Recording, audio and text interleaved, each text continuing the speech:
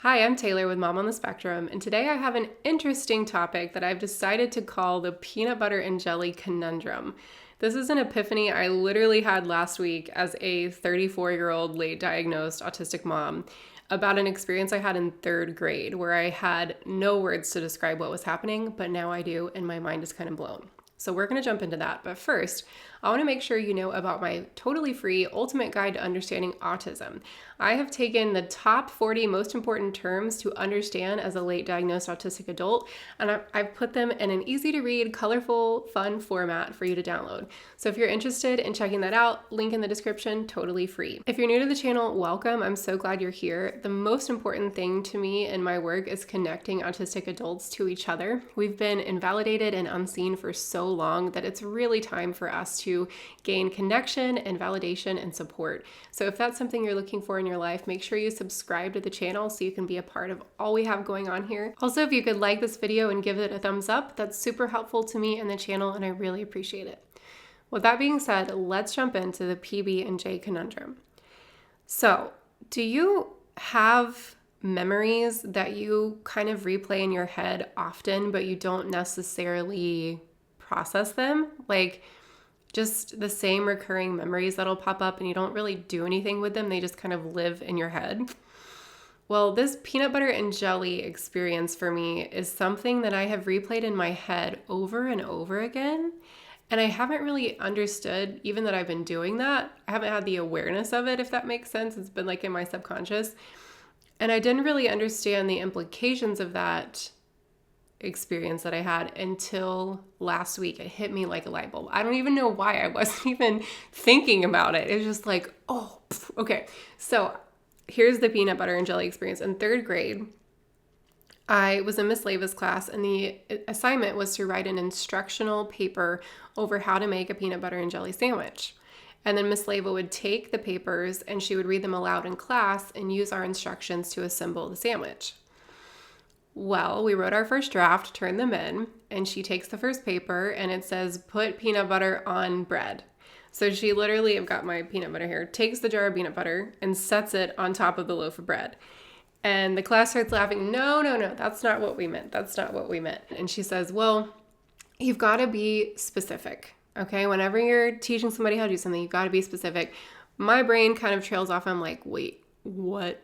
You're giving me permission to write the way I think? Like, say no more. So I get my pencil and paper and I just start feverishly, just like, identify which hand is your dominant hand.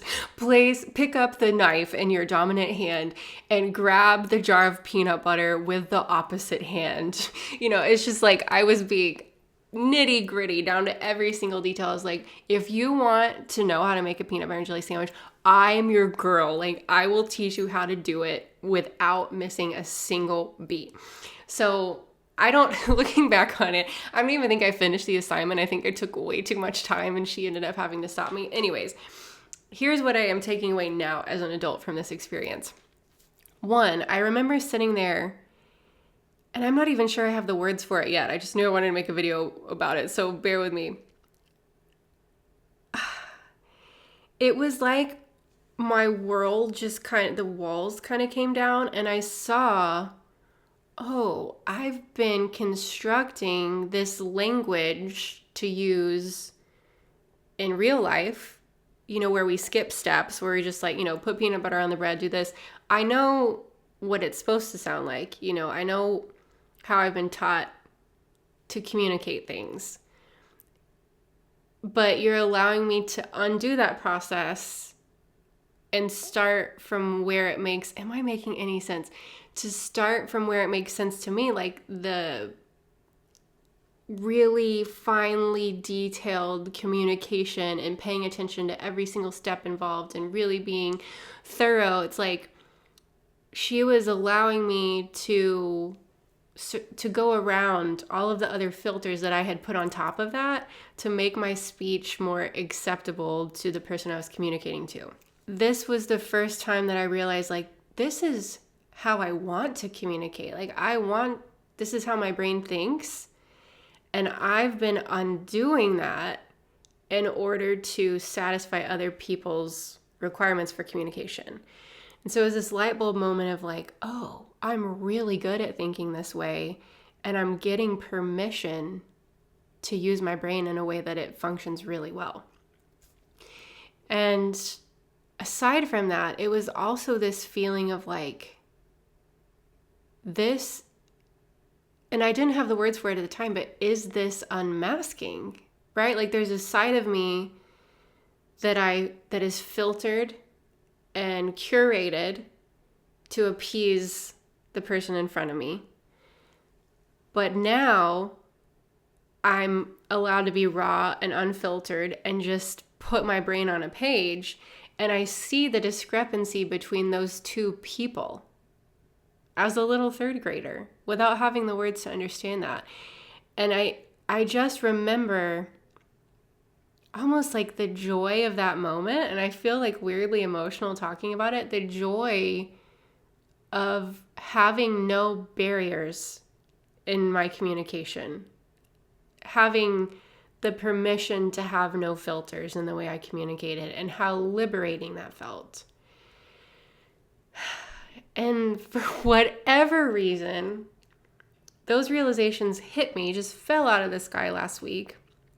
And it was like all at once I had this realization that I've been carrying that memory with me since third grade.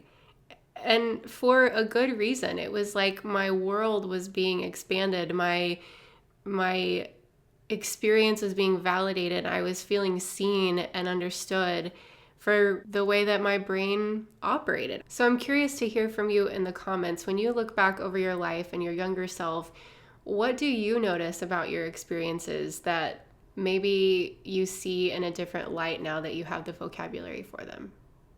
Vocabulary is everything. And which leads me back to my ultimate, I didn't plan this, but my ultimate guide for understanding autism. The reason I created it is because vocabulary, having the words to put to our experiences, is so empowering. It's so validating. So I really hope you'll check that out, totally free.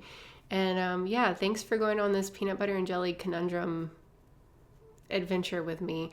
I hope it makes sense. I hope that you can see where I'm coming from, because it really feels like a profound thing for me that I'm just going to put out here for you now on YouTube. So thanks for watching, and I will see you in the next video.